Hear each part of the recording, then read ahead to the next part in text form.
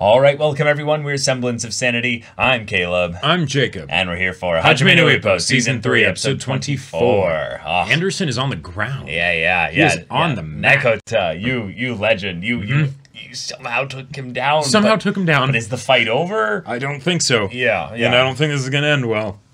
Yeah, oh boy. I don't think so either. I think at the very least they might set up a second fight, in that it's something where it's like, okay, if Nekota ends up having to like bow out of the fight because of his health reasons and stuff, and him being punch drunk and stuff, that could be a bit there. But also, this doesn't feel like the finale to this kind of backstory arc here. So because Yuki's still alive. Yeah, that too. Yeah, I would almost assume that they don't go and be like, and here she is choking and coughing up blood. It's the and then after this, she died a week later, kind of thing. However they want to deal with that. That would be cruel. Yeah. But yeah. Y'all, without further ado, let's get into this. All right, everyone, now be sure to go check out the reaction portion of the video in the description below, then come back here for the discussion.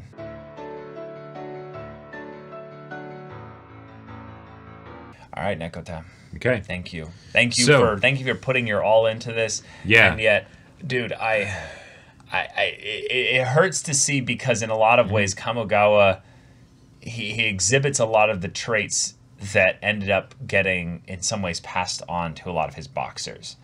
You can see little aspects of each of his boxers in the way that he fights. Maybe the pride of Takamura, the determination of Ippo. Sure. The kind of boneheadedness of Aoki. Right. And then just the willingness and the good nature of Kimura or something like that, just to keep you can keep see steady. You can see where they all learned, right? From Kamogawa. Yeah. And I love it. It's great. Kamogawa, you are not taking your own advice. You're doing this fight. It's like, not about even for it's not Nekota. about that anymore. This is about revenge. This is about you ruined my friend's life. Yep. And in a lot of ways, he knows that also there's a part that he has to play. And while he can't hold himself responsible for that, I would not be surprised if a part of this was like, I also kind of, I need to beat you. I need you to be the right. villain. Exactly. I need to beat you, and if not, then I deserve to get beaten by you, because I think it's my fault that Nekota lost to you. So, okay. Yeah, it's a. I failed my friend. I failed my brother. I failed myself. Yeah. It's a very very powerful motivation. Yep. But it is entirely emotional. Right, and that doesn't work in the boxing ring. Yeah. Here we are. Kamogawa is getting his ass handed to him. It's the 8th round or something like that. The fact that he's ridiculous. 18 minutes of just getting the shit beaten out of him. Yeah, that's crazy. That's crazy. Ridiculous. So, okay. With this though, Nekota coming in and being like, "Hey, buddy. Hey, it's okay.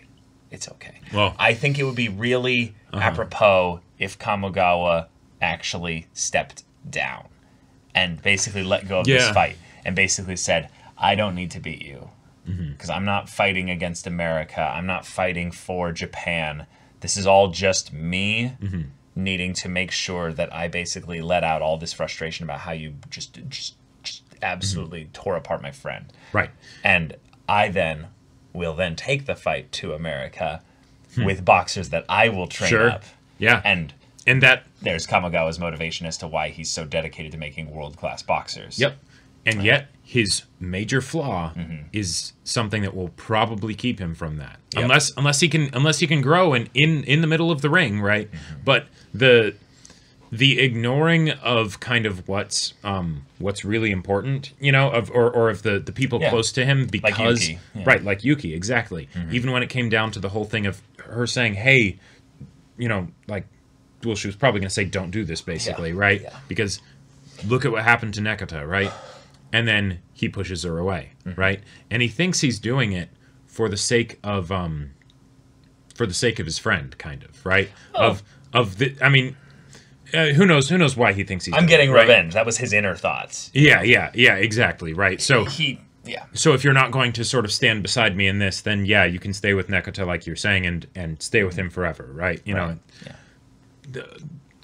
dude. Okay, but here we are. Here we are. Here we are. Here we are. And I love that when Nekota was fighting Anderson, we really did see him land those satisfying punches where he was just the Nekota beating the snot out of him, beating the snot out of him, and he couldn't touch him, right? And I feel like that kind of sets up how Anderson, or well, just how boxing in general, how you end up losing. And that also is kind of the transition maybe from the older style of boxing that they have now to the more modern style of boxing that Ippo is a return to form from, in that if you don't get hit, you don't lose, right? Well, you know, like, well, yeah, there you go. But also, if you just looked at Nekota's technique and stuff, it was entirely instinctual. Yes, it is not. That's not something you. It is not the modern form of boxing, right? That cannot become meta. That cannot be taught. His arms are down here, right? He's doing the hawk thing, right? Yeah. And, well, not even the hawk thing. He's just a wild boxer. Yep. He's incredibly satisfying to watch. He's very much just, I'm faster than you, so I'm going to utilize everything to make myself fast, and then get up in you and just ba. Yep. And yeah, of course he's winning. But the disgusting nature of, okay, I will do whatever it takes to win. I'll hit you with a rabbit punch. Yep. Now, I'll draw the comparison here. What he's doing, Kamogawa, I mean, is essentially the I will do whatever it takes to win. Just gonna say, all right. He's basically saying I can't win, but I will do whatever it takes to win. Right. So I'm going to break myself upon this log over and over and over and over again until I connect through. Yes, but that is also stupid. Yes, exactly. Kamogawa. You can't even hit the guy. You can't even hit the guy, and he's bigger than you. Like, he's bigger than you, so you would think that would mean he'd be slower. Now, he's got extra reach and things like that, so that makes it even more terrifying, right? But, like, that doesn't matter if you have crazy fists like that. Yeah. You are not going to hit him. Yeah. Like, however, this is a show, so... Right. And I want one hit. I want one hit. Yeah, and I'm very excited to see what Nekota says to him, because since the next episode apparently is called Vow... they're going to make a promise to each other. They're going to make a promise to each other. And what I'm guessing is that the promise is going to be, don't let him hit you. Like, I would love that. That would be so cool. Because that's what Ippo needed to learn when he went to train with Nekota earlier, right? Like, and that's why Kamogawa's losing, because he's getting hit, right? Like, even if his one punch is, like, crazy and all that stuff, if he's getting hit 50 times, right, by punches that are also powerful and terrifying... Sorry, dude. Like, that's not going to cut it, So, I just cannot wait. If Nekota if Kamogawa lands one punch, I want this dumbass, blonde, racist bastard to get the racist right out of him. the thickest uppercut. Oh yeah, teeth breaking and like the torso being the thing that he's overprotecting. My initial thought was then we need a gazelle punch uppercut. We need a classic Ippo Season 1 style knockout here. Now, he's so big that it might be hard to actually get the range properly for a good connection. No. Your arms extend, like, so much. Yeah, not that you couldn't, connect on some level, but, like, that optimal connection point where you're, like, driving the maximum force into it or something like that. Yeah, I would not worry about that. Okay. I would not worry about that. Their height difference is not... We're not talking about a 4-foot person versus a 6'7" person. But, like, how close would you need to get, the arms being out in front of him to, make things complicated? He needs to get inside his punching range. Right, like practically in order to hit him anyway. It doesn't matter whether it's an uppercut or not. Sure. The uppercut's just 6 inches farther. So, yeah, it's a lot harder. But if you want to actually, like, kill this guy, take him out. Right. And that's to hit him in a way that will be a... instant delivery of pain and punishment. And that's kind of the problem here, is that this guy goes into these fights eventually because he wants to kill people, right? Like he basically was going into the fight with Nekota of, I'm going to put you in the ground practically, right? Yeah. And he basically did. Nekota still hasn't woken up. Yeah. No, he woke up. That was the whole... Oh, right. Yeah. Oh, my God. I'm punch drunk. The emotional punches of this show. Right. But... Kamogawa doesn't have that. have that kind of truly ruthless kind of approach to this. Well, and what is his determination then? I'm not sure. It's impressive. But this is, I would say it's the equivalent of his religious fervor for boxing. Yeah. So it's ruthless. It's just not directed out towards the other guy. It's ruthless with himself. Yeah, it's ruthless with himself. Yeah. He is not letting himself get any breaks or let up from this. So in that respect, he is absolutely ruthless. I had no idea what he was planning on doing with the log. Like, I figured he was going to punch it and everything, but I didn't think it was like a no, I'm going to punch it so that into it goes the ground, into the hill, like so that how. Oh man, that's some 10,000 punches. Well, in a lot of ways, oh my god, it's a like it feels like a very sort of Japanese style of approach. It's of the all right, I'm going to do the thing where I do the swings over and over again, the 10,000 strikes, right? In order to make it so that the calluses that will be on my fist and the bones will be reinforced so much that you will wish you got hit by a train when this fist actually makes contact, right? Like so it the style of it I love, but you got to actually connect Kamogawa because. Yeah. I liked, just to bring this back to the Nekota fight, my favorite thing about it was the comparison to the Zero fighters of World War II, that Japan's fighters that they used for at least a good portion of their air fleet were nicknamed Zeros.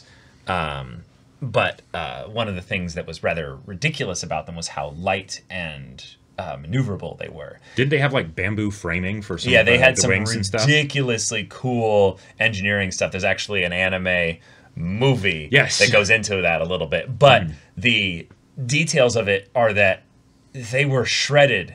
I mean, shredded upon any kind of fire that actually came upon them.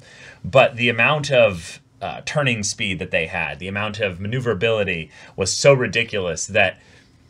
Even the ridiculously maneuverable P-51D Mustangs that the Americans employed much later into the war, it still couldn't outmaneuver them. It was just this genius design.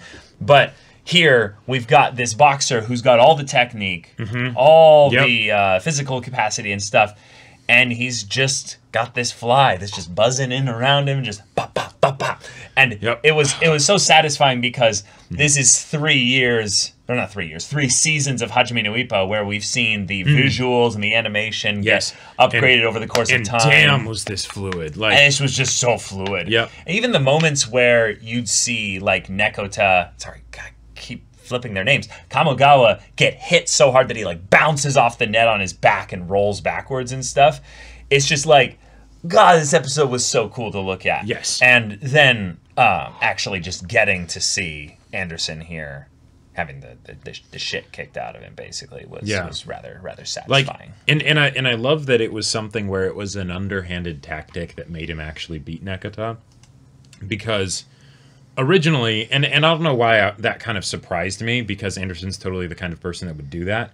But originally I was thinking that the actual conflict would be about whether or not he would be able to beat him before the punch drunk stuff would set in, right? Right. But even when in between the rounds, right, the bell hits and all of a sudden he's like, oh, all right, boxing time, right? And he gets back into it.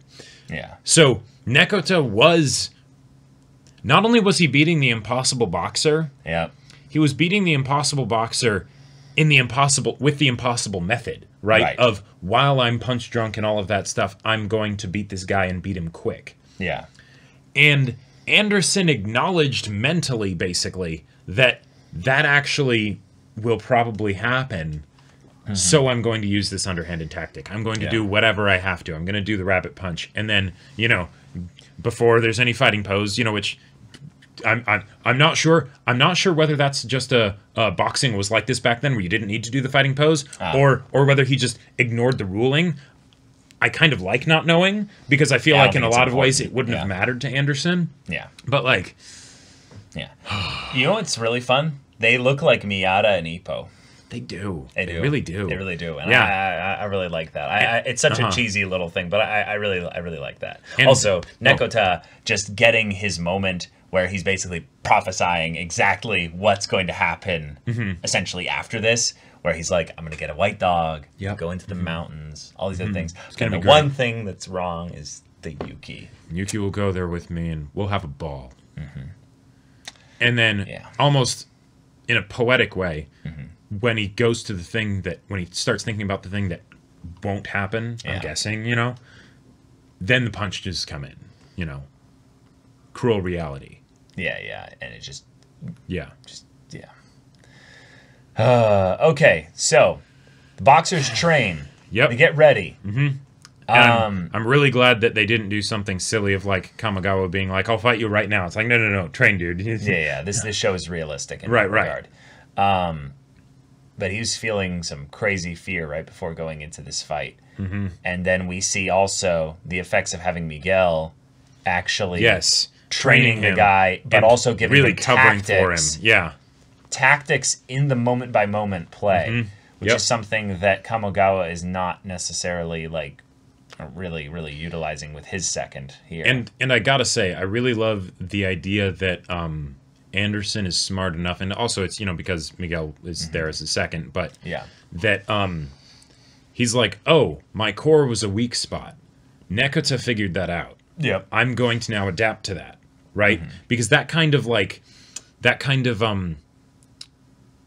evolution for boxers, I feel like is something that can be hard to see in a show like this, where we don't usually see multiple fights of the same character unless it's Ippo or you know, or something like that, right? Ippo's the main character, so obviously we'll see the most evolution from him because the most screen time, right? But if you have someone like Psyche, you know, it's like we had the one fight with him, you know. So almost every main boxer has boxed twice on screen, though. Like every single one. Yes, right. Date and Sendo. I think you're more talking about just like minor antagonists. Really. Right. But even though like Anderson is very important as an antagonist from the character side of things, because he's just sort of like in this arc, right? The fact that we get to see that evolution from him, because we are actually seeing multiple fights with him, I appreciate that. I really appreciate that. Yeah, and we find out that the reason why he has this big stick up his ass, basically, that too, is because he was a 5th in the world for the welterweight class of boxing. But then the war happened, and he got called into service, and now he is no longer anywhere near as good as he used to be. So he's basically chasing a past dream that's already died. Which I love it, because it's pathetic and sad. Sure. But it's also kind of depressing in that you're like, this is what this sad little man on a sad little hill is basically claiming and holding on to. This is where it comes from, because when people... Anderson's way that he basically has to prove to everybody that he is the best, he is the greatest, that he answers to nobody, right? That he is the alpha, whatever, or, you know, or something like that. It's all like, that comes from somewhere deep inside. Like, what is it, you know? And the fact that we get to see it here, awesome, because that means that there might be a possibility of it being broken. Well, I mean, let's be realistic here. Kamogawa's like probably not gonna win the fight. No. Yeah. But he does. They literally gave him the magic like one punch, you know, kind of a thing where you're right. Maybe he'll be able to land that one punch. I want the one punch. I just think that even if he lands the one punch, it still might not win. Yeah. Because he's just taking so much punishment. But hey, this is Hajime no Ippo, That's where true. A lot of the times it does come down to that last bit with the final punch. And in the same way with Nekota, that things ended very quickly. Now, granted, that was because of an illegal punch and medical issues and things like that. Fights can change on a dime. They can. If Kamogawa's fists are as crazy as, well, the log was made to believe, then it could happen. Yeah. Now, here's something that's rather exciting. We know what the tactic that Anderson was told to use by Miguel in order to end this. And he said it was because... Downright chop. Yes. Specifically because he feels like they need a strong offensive to end this fight, to minimize the damage to their opponent. And what I like about this is, in a lot of ways, I I think I'm directly kind of trying to interpret it as minimizing the damage to their opponent, because he just said to minimize the damage, which felt like a translation error. Now I assume what he meant was, minimizing just the damage to everyone, just to end the fight quickly. But Anderson hasn't taken any damage other than the one block on his arm. Right, so. Which means, why would you say that about Anderson, right? Right. So it feels like he's actually saying it about... He's trying to save Kamogawa. He's trying to save Kamogawa, right. Because he probably knows that Nekota, Nekota, granted, just woke up recently, but until then, he probably knew that, oh, yeah, no, he's in a coma. He might never recover. I don't want this to continue. Yeah, and there's a possibility that it's a situation that could get a little bit awkward if you have, a sergeant, because we don't know that he's actually killed people in the ring necessarily. Yeah, I don't think he actually has. But that might be a thing of where they're like, whoa. But Nekota was close, kind of a thing. Yeah, we don't want a bunch of deaths basically to come up because of a boxing match. And while Anderson, I'm sure, doesn't care about awkward, Miguel might. Miguel might. And if he tells him to use this tactic that Anderson doesn't know how to properly employ... I think he knows how to do it. No, I think he knows how to do it. But he has never done it on screen. Therefore, we don't know how good he will be at it. Sure, and what potential weaknesses could come about as a result of using that, like any openings or... General chop thing here. Right. You have a bit of that driving, bit of like not just a slam here, but like a bit of a down bit here. Yeah, I have no idea how the physicality of it will work, but what you basically end up potentially doing is you either drive probably this way and you turn your head, exposing this. Okay. Or it's something where you lose vision for like a brief bit as you're coming down to the punch, which means that maybe at the last second, unless he's like perfectly going into it, he might actually miss his timing of it, and then Kamogawa can get past him and give him a nice hook like in the head, in the liver, something like that. This is one of the things I was kind of curious about, because Kamogawa was saying, I'm going to end this in one punch, and yet he was going for a gut shot. Because those are what he's weak to. Because that's what he's weak to. But fundamentally, you're not going to knock someone out by a gut shot. Like, you could. I mean, you okay. No, you all right. Very much could. Yes. All right. If you theoretically, break an organ, this is the reason why the gut shots work, is because that's where all the organ shit is. There's a lot of squishy stuff there. There's a lot of squishy shit there. That's why he reinforced his abs. Exactly. That's why he reinforced his abs. So he's like, this is my iron defense here. But the abs don't extend to the sides here, Jacob. Well, I mean, if you punch someone right here, he would have worked out the whole core, the traps and all that stuff. I know, but this is where they're strongest. Yes. So point being, this spot right here, where the liver or the kidneys, you hit someone there hard enough, the amount of pain. Oh yeah, I have heard that people have immediately passed out from the pain of getting hit on the side from. Oh yes, especially if it goes directly to either the liver or the kidney. Okay, so if that does happen, that will be very cool. That hasn't happened in the show up till this point, or been brought up. So I was kind of. It has. People actually getting knocked out? No. There was a boxer. I'm trying to remember which one it was. It was one of the popular ones.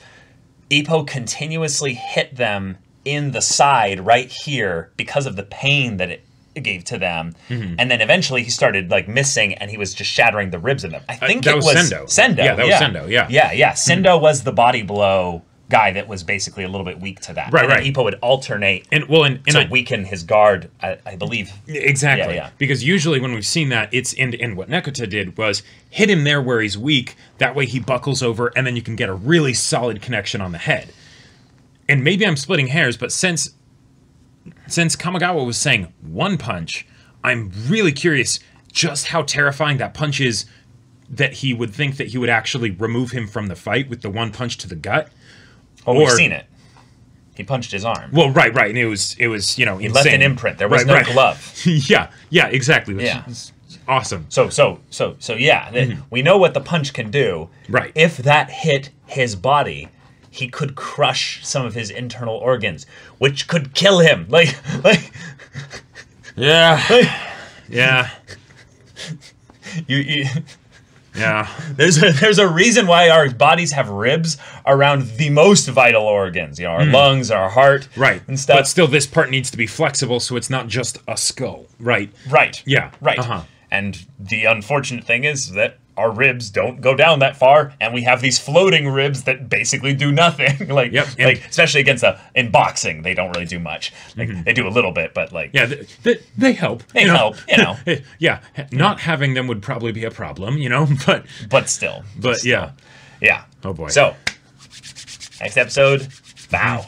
So, y'all. Thank you so much for watching this episode's reaction and discussion. If you want to see the next episode's reaction and discussion right now, though, go check out the link in the description below for our Patreon. You can get an early access there. You can watch full-length timer reactions there, and all this comes with Discord access, so you can chat with us and the community there about this show, about anime in general, and also be sure to check out our Twitch channel. Stream every weekday. Info's in the description. Yes, if ain't that interests you, we'll see you there. But until then, we're Semblance of Sanity. I'm Caleb. I'm Jacob. And we'll see you all next time.